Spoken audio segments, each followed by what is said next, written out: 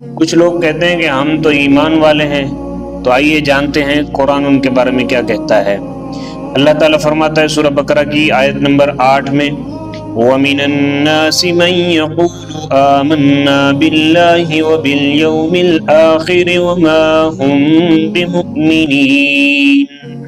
اور کچھ لوگ کہتے ہیں کہ ہم اللہ پر اور آخرت کے دن پر ایمان لے آئے ہیں، حالانکہ وہ ایمان والے نہیں ہیں۔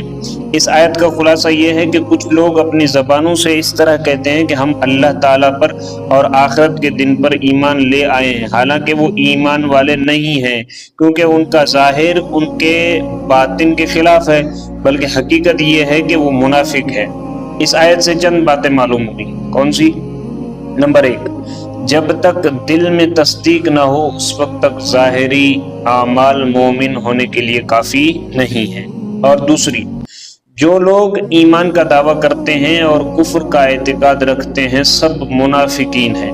اور تیسری یہ کہ یہ اسلام اور مسلمانوں کے لیے کھلے کافروں سے زیادہ نقصان دہ ہیں، کیونکہ یہ چھپے ہوئے ہوتے ہیں۔ آگے فرمایا وَمِنَ النَّاسِ، اور کچھ لوگ، منافقوں کو کچھ لوگ کہنے میں اس بات کی طرف اشارہ ہے کہ یہ گروہ یعنی یہ گروپ بہتر صفات اور انسانی کمالات سے ایسا عاری ہے کہ اس کا ذکر کسی وصف و خوبی کے ساتھ نہیں کیا جاتا، بلکہ یوں کہا جاتا ہے کہ کچھ لوگ ہیں۔